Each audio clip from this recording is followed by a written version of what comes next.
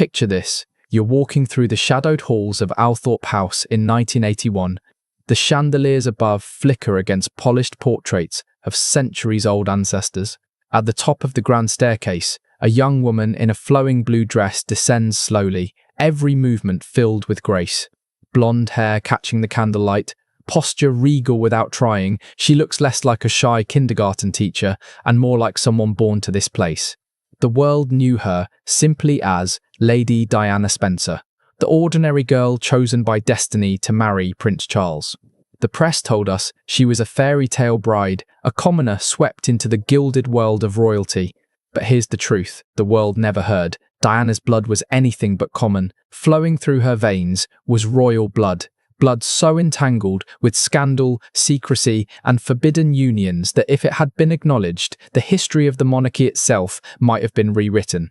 Before we dive into these shocking genealogical secrets that bind Diana to some of the most controversial kings and queens in British history, if you love uncovering hidden truths that history books left behind, make sure to hit that like button, subscribe for more deep dives like this, and tell me in the comments where in the world you're listening from. I find it incredible that we're piecing together these buried royal mysteries from across different countries and timelines, connected right now, in this very moment, by our shared fascination with the truth that was never meant to be told. What you're about to discover isn't just another reminder of Diana's aristocratic background.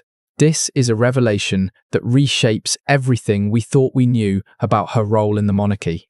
Because the Spencer family tree is not just a roll call of nobles, it's a labyrinth of secret marriages, unacknowledged children, and relationships that powerful rulers worked tirelessly to conceal. Diana wasn't only carrying aristocratic blood into the Windsor line, she carried within her veins a royal inheritance more legitimate than the Windsors themselves. Let's begin with the shocking truth. Diana Spencer had a stronger ancestral claim to the throne of England than the very family she married into. While the Windsors only became British in name in 1917, changing from the House of Saxe-Coburg and Gotha to Windsor to disguise their German roots during World War I, the Spencers had been woven into the English aristocracy since the 16th century, with an unbroken lineage of English nobility. And hidden inside that lineage was something even more explosive, the blood of kings who were never supposed to pass their legacy on. Through carefully preserved records, Diana's ancestry can be traced back to not one, but several unacknowledged royal children. Sons and daughters born in scandal, cast out of succession, but whose bloodlines survived in secret until they resurfaced centuries later in her. When Diana walked down the aisle at St. Paul's Cathedral in 1981, the world thought it was watching a commoner step into royalty. In reality, it was witnessing the reunion of bloodlines torn apart by politics, scandal, and centuries of deliberate concealment. Her most remarkable ancestral thread leads straight to Henry Fitzroy, the illegitimate son of Henry VIII and his companion Elizabeth Blount. Born in 1519, Fitzroy was no ordinary secret child. Unlike countless others quietly erased from history, Henry VIII publicly acknowledged him. He showered Fitzroy with honours, paraded him at court, even bestowed on him a surname that left no doubt, Fitzroy meaning son of the king. To Henry VIII, Fitzroy wasn't a shameful mistake. He was proof of virility, a symbol of triumph after years of failing to produce a male heir. He was treated almost like a legitimate prince, raised with every privilege short of the throne itself. And though Fitzroy died young in 1536, his bloodline didn't vanish. It was absorbed through quiet marriages, through branches of the aristocracy that bent and twisted until, generations later, it flowed directly into the Spencer family, and from there into Diana. But Fitzroy wasn't her only link to Henry VIII's hidden children. Diana's bloodline also carries the legacy of Catherine Carey, one of the most hotly debated figures in Tudor history. Officially, Catherine was the daughter of Mary Boleyn, sister to Anne Boleyn, and Mary's husband, William Carey. But the timing of Catherine's birth in 1524 perfectly overlaps with Mary Boleyn's notorious affair with Henry VIII. For years, historians have whispered the same question. Was Catherine Carey truly William Carey's child, or was she the unacknowledged daughter of the king himself? The circumstantial evidence is compelling. The intimacy between Mary and Henry, the dates aligning flawlessly, the special favour later shown to Catherine at court. If true, that would make Catherine Carey another hidden child of Henry VIII, and through her marriage to Sir Francis Knollys, her descendants carried that bloodline forward until it entwined centuries later with the Spencers. Think about what this means. When Diana married Prince Charles, she wasn't just carrying noble heritage into the Windsor dynasty. She was carrying the living blood of Henry VIII, the most infamous king of the Tudors, back into the royal house that had lost it for centuries. The implications are staggering. Diana's sons, William and Harry, don't just carry Windsor genes. They carry Tudor blood. And when William eventually takes the throne, he will become the first monarch in centuries to embody both the legitimate royal bloodline and the unacknowledged Tudor bloodline, finally reuniting the fractured dynasty born out of Henry VIII's marital chaos and political ambition. And Diana's ancestral ties to royal scandal go even deeper. Through the Spencer line, she is also connected to Eleanor Butler, the woman at the centre of one of the most explosive controversies in late medieval England. Eleanor Butler was said to have entered into a secret marriage contract with Edward IV before his later marriage to Elizabeth Woodville. In the 15th century, such a pre-contract wasn't just scandalous, it was legally binding, which meant Edward's later marriage and all of his children by Elizabeth, including the famous princes in the Tower, could be declared illegitimate. Richard III used this very claim to justify seizing the throne, arguing the princes had no right of succession. That single controversy, Eleanor Butler's alleged union, triggered a chain of events that culminated in the Wars of the Roses ending, the death of Richard III at Bosworth, and the birth of the Tudor dynasty itself under Henry VII. And through the Spencers, Diana was tied directly to that very foundation. She wasn't just watching history. She was part of its bloodline, woven into the succession battles that defined England itself. Her ancestry reveals even more hidden connections, ties to Margaret Beaufort, the mother of Henry VII, whose own legitimacy was precarious. Margaret descended from John of Gaunt's children, with his mistress Catherine Swynford, later legitimised but barred from succession by Henry IV. The entire Tudor dynasty, therefore, was built on a bloodline once forbidden to inherit the throne. Diana carried that legacy too, the determination of a family once shut out of power, fighting to reclaim its place. And that brings us to perhaps the most fascinating detail of all. Diana descended not from one or two secret royal companions, but from many. 4 of her ancestors were mistresses of English kings, 3 of them tied to Charles II alone, the king whose countless private affairs fathered children who would go on to dominate a quarter of Britain's dukedoms. Diana wasn't an outsider who married into royalty. She was the living vessel of its most controversial secrets. Charles II's countless relationships weren't just whispered scandals at court. They were deliberate connections that seeded entire aristocratic bloodlines, noble houses that would one day carry fragments of royal DNA into families like the Spencers. 2 of his most famous companions, Barbara Palmer and Louise de Keroualle, both bore children whose descendants threaded their way back into Diana's heritage. When she married Prince Charles, Diana wasn't just joining royalty, she was returning bloodlines to the throne that had been barred from succession for centuries. And it didn't stop there. Another of Diana's ancestors was Arabella Churchill, daughter of Sir Winston Churchill's line, who became the companion of James II and bore him a daughter. These weren't accidental liaisons preserved in dusty genealogical records. They were pivotal connections, strategically entwined with noble families. The Spencer family tree didn't simply absorb nobility, it absorbed the hidden children of kings, ensuring their legacy survived.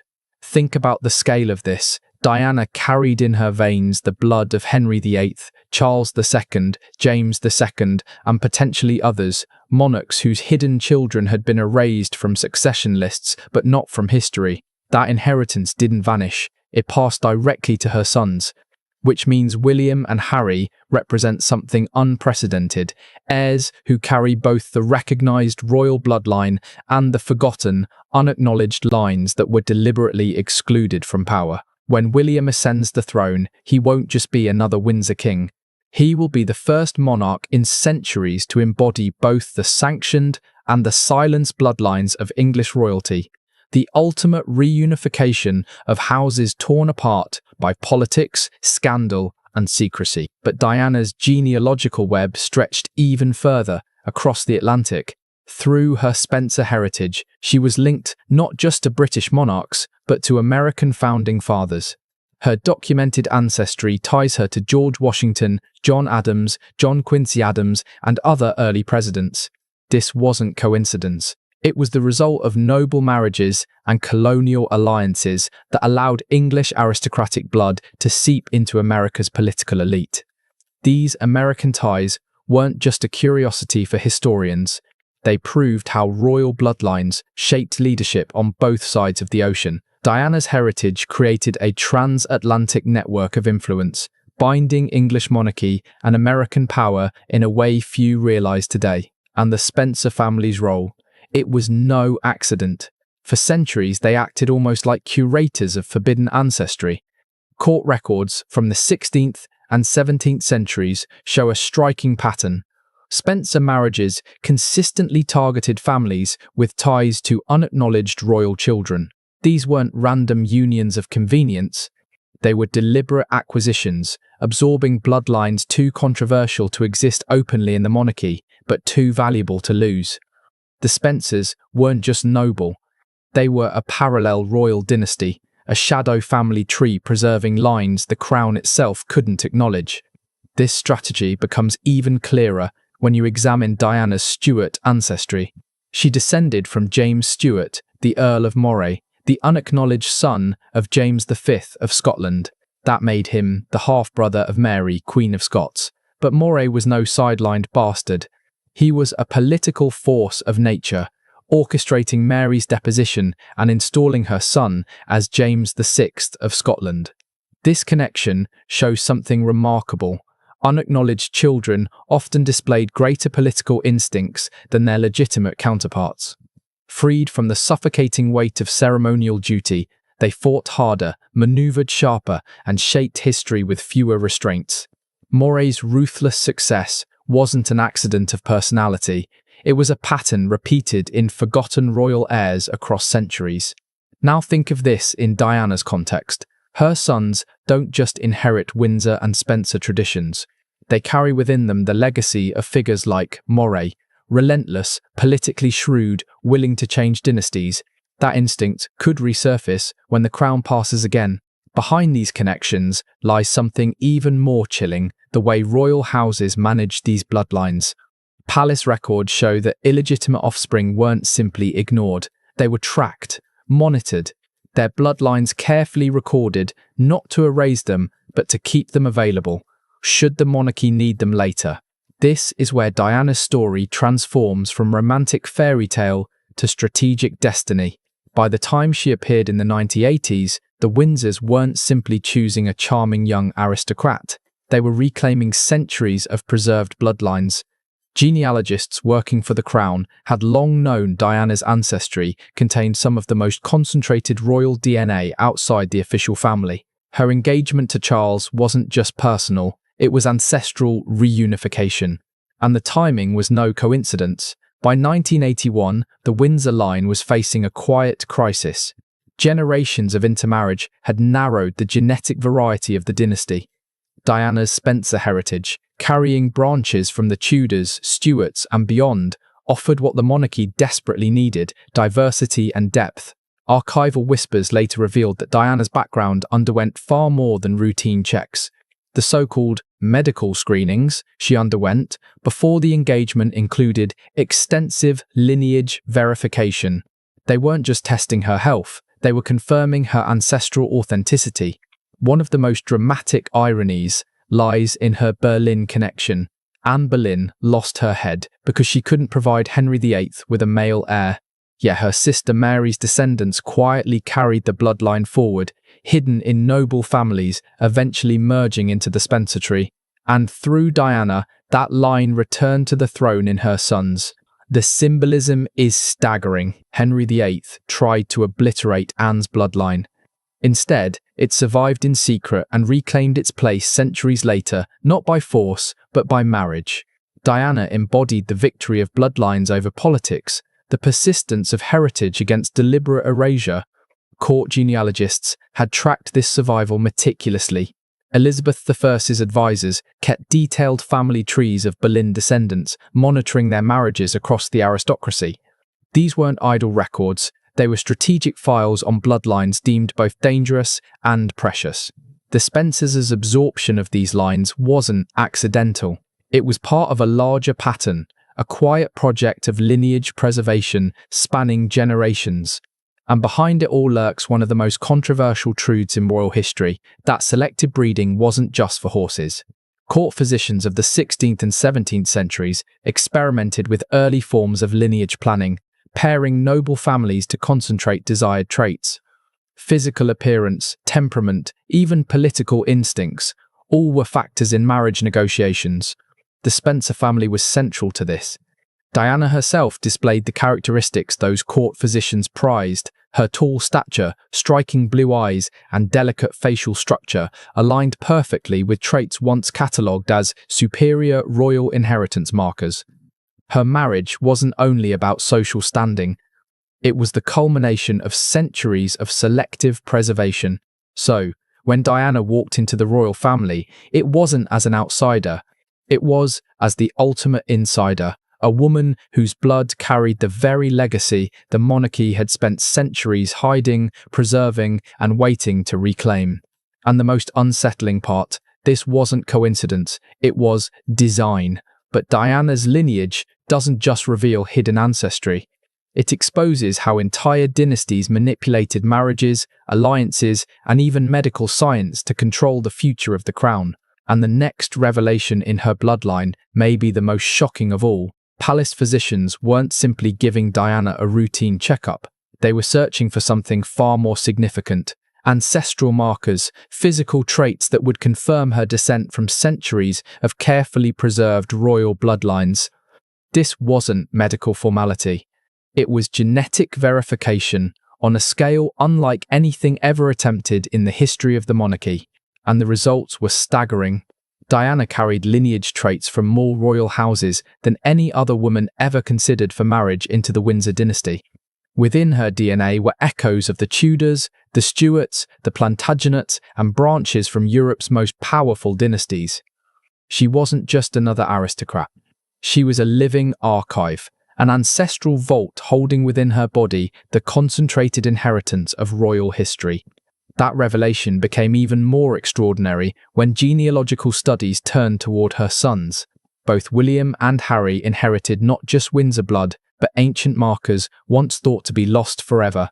Analysts confirmed that they carried traits from dynasties officially extinct, bloodlines erased by time, scandal, or politics. Henry VIII's lineage, Stuart lines that had been exiled or silenced, traits from monarchs whose names shaped the very identity of England. But William's profile stood apart. His lineage wasn't just a mix of traditions, it was convergence. Royal bloodlines, legitimate and illegitimate alike, folding into one another across centuries until they re-emerged in him. Archival studies revealed combinations that had never existed in a single heir before. When he ascends to the throne, William won't just inherit the crown. He will embody something no monarch has ever represented before, the reunification of England's fractured royal past. This explains why Diana's death struck the world with such devastating force. Millions wept not only for a beloved princess, but for the lost vessel of ancestral authenticity. Unconsciously, the public understood what history had hidden. Diana wasn't an outsider who married into royalty. She was the very embodiment of it. She carried within her veins the genetic threads that connected modern Windsors to the ancient monarchs who defined English heritage. The secrecy surrounding her true ancestry was no accident. Palace officials worked tirelessly to present Diana as a fresh-faced commoner, a fairy tale bride who had stumbled into the spotlight. But this was deliberate misdirection.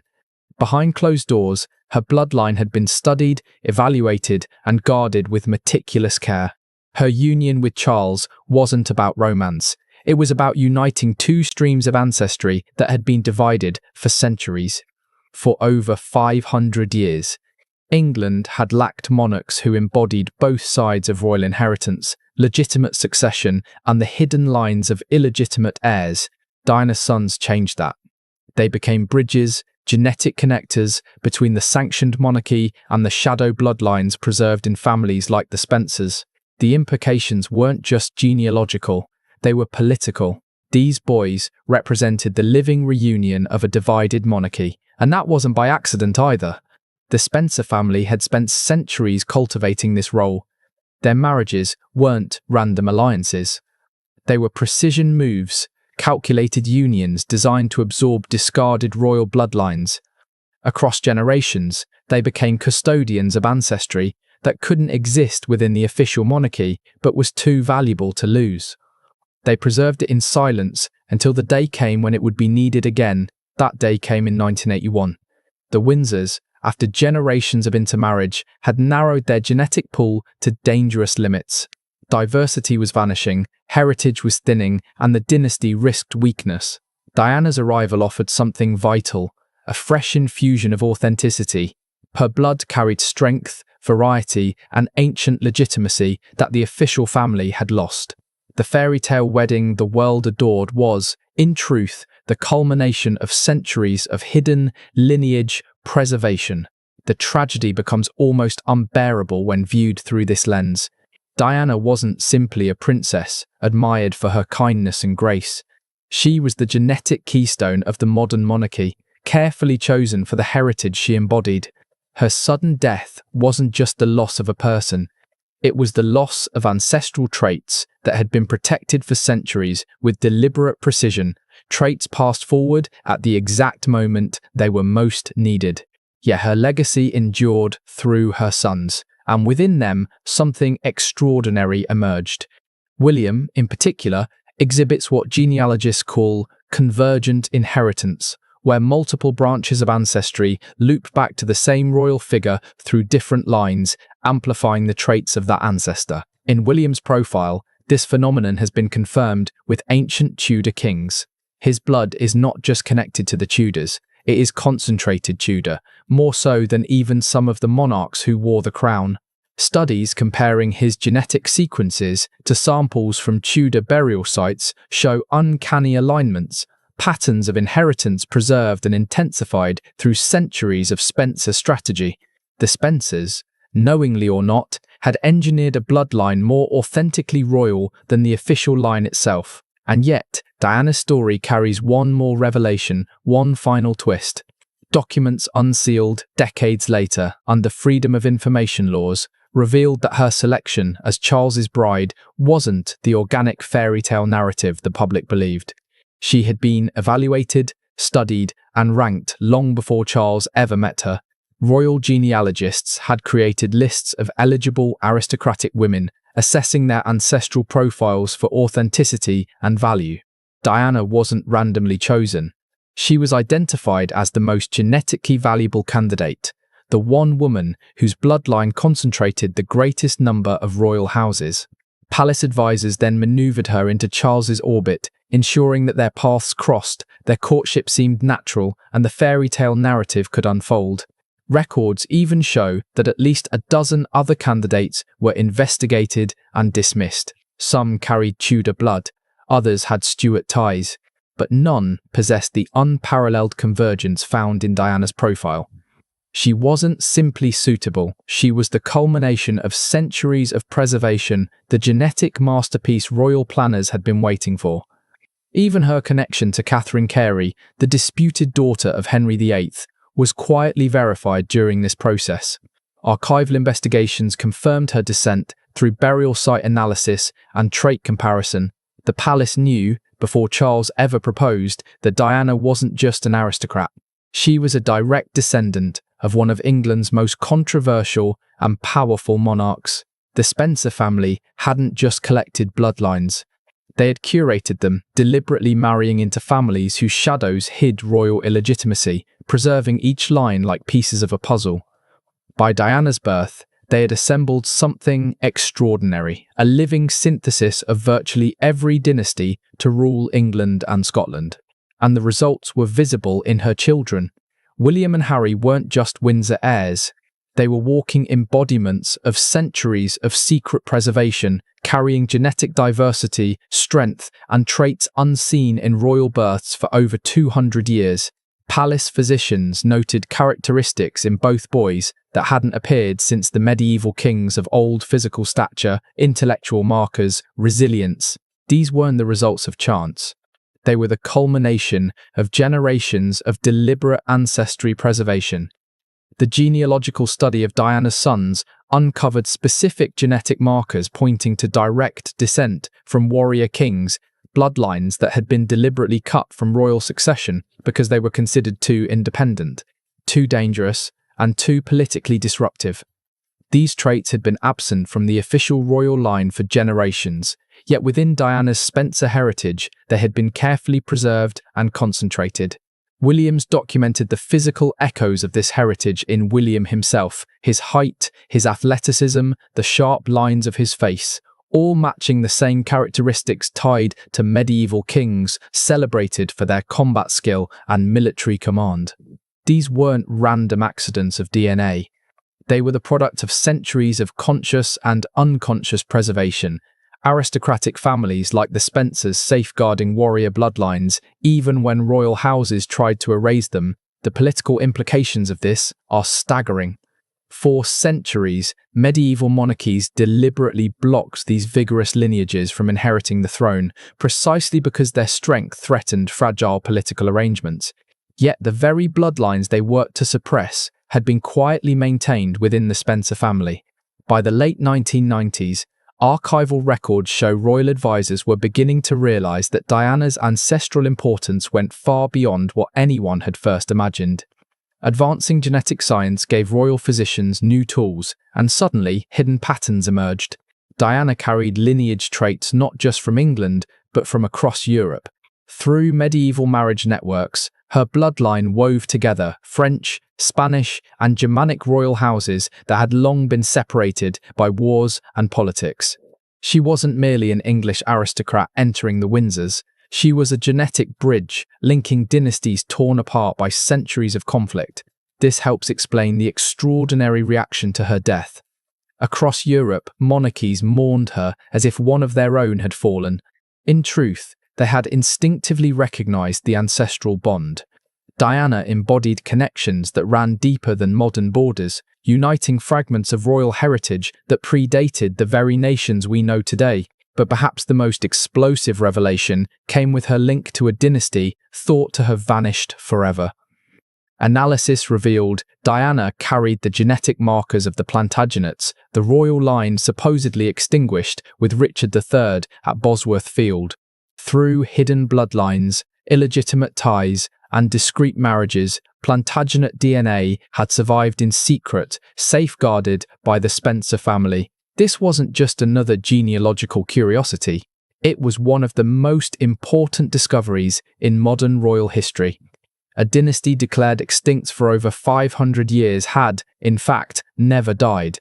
Within Diana, it lived on more concentrated, more authentic than in any of the families that officially claim Plantagenet descent today. Through her, the modern royal family unknowingly regained the very bloodline that the Tudors once replaced. History had come full circle.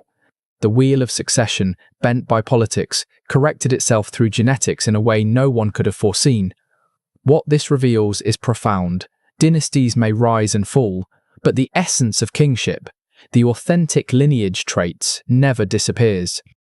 They flow beneath the surface, preserved through unofficial channels, waiting for the moment to re-emerge. Diana's sons are that moment. They represent the convergence of hidden streams with the official succession for the first time in half a millennium. When William ascends, he will not just inherit a crown. He will embody the deepest roots of English monarchy, carrying traits buried for centuries and preserved by chance, or perhaps by fate, through Diana's bloodline. Archival research into William's genetics revealed something physicians described as unprecedented.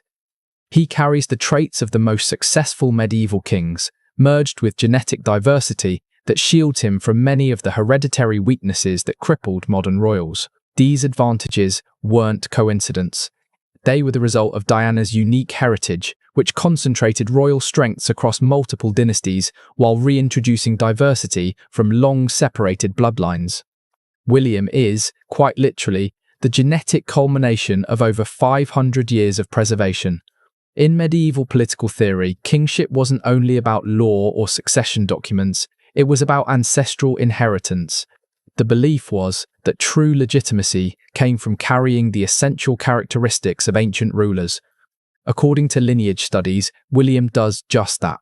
His genetic profile contains combinations of traits that haven't been seen in a single individual for centuries. The research also sheds light on Diana herself, why she often clashed with rigid royal expectations. She carried bloodlines bred for independence, authenticity, and emotional directness, qualities dangerous to tradition, bound courts, but magnetic in a modern democratic world.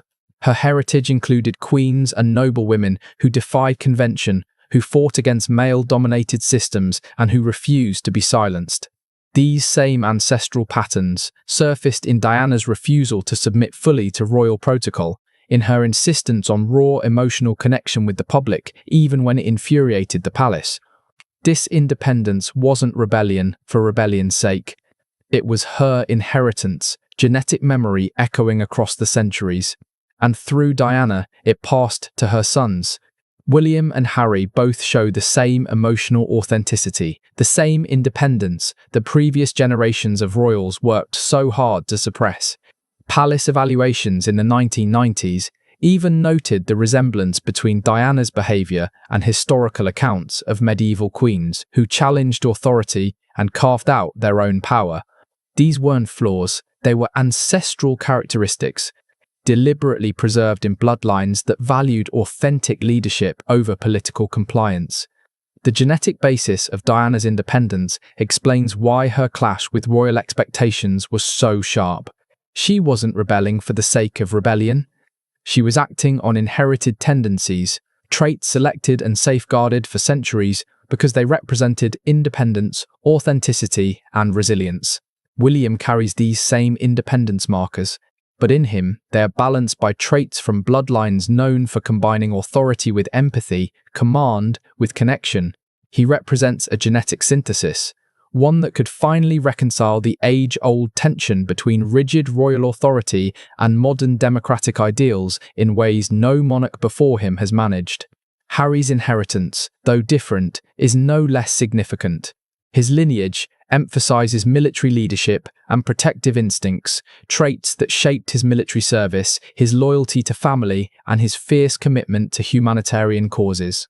The divergence between William and Harry isn't accidental.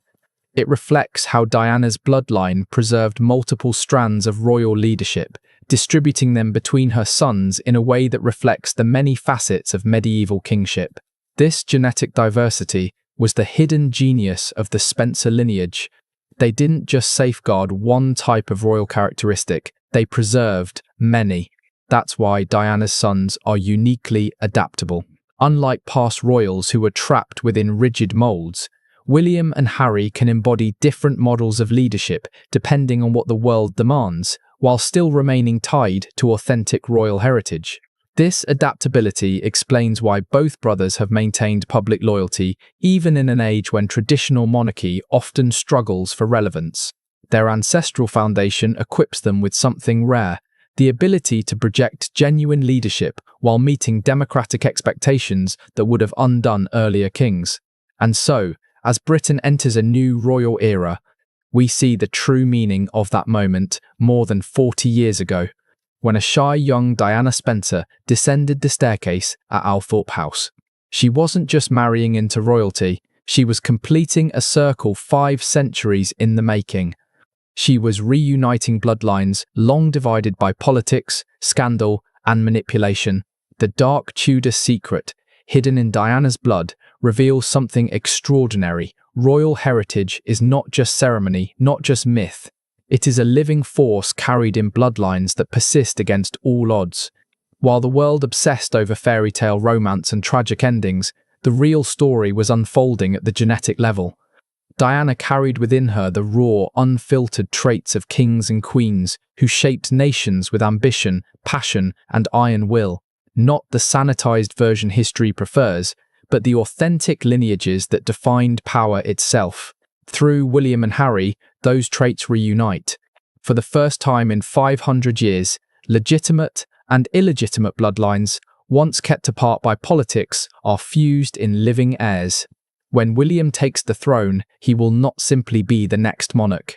He will embody a lineage older and deeper than any legal claim could justify. He will unite the modern monarchy with its most ancient roots, roots buried, suppressed, yet never extinguished. The Spencers, often dismissed as aristocrats on the margins, turn out to have been guardians of royal memory all along. Their centuries of marriages and alliances were more than social manoeuvring. They were the unconscious preservation of traits the monarchy itself had tried to erase. Diana's marriage to Charles was no accident of romance. It was the culmination of one of the most extraordinary acts of lineage preservation in human history. And what does this mean for the idea of monarchy itself? That true royal legitimacy has never rested on law or politics alone. It rests on inheritance, on carrying within one's blood the traits of authentic leadership, endurance, and command. Diana's sons embody exactly that inheritance. Medieval theorists would have recognized them instantly as legitimate, not because of paperwork or treaties, but because of the unmistakable markers of ancestral kingship. The tragic irony is that Diana never lived to know the full weight of what she carried. She died without realizing that her very DNA was the solution to centuries of royal fragility and decline. She was more than a princess of modern Britain. She was the vessel of its most ancient crown. Now, in William and Harry, those traits are alive again. Their empathy, adaptability, and balance of authority with authenticity are not mere quirks of personality. They are the resurfacing of ancestral traits carried across centuries by Diana's Spencer bloodline, preserved precisely because they represented the best of royal leadership. And so, the dark Tudor secret is revealed. Royal heritage is not fragile nor easily erased. It is persistent, resilient, and more remarkable than official history has ever admitted. Diana Spencer carried within her the ancestral memory of 1,000 years of English monarchy bloodlines that survived wars, reforms, betrayals, and systematic attempts at eradication. Her legacy is not only the love of her people, but the living embodiment of those bloodlines in her sons.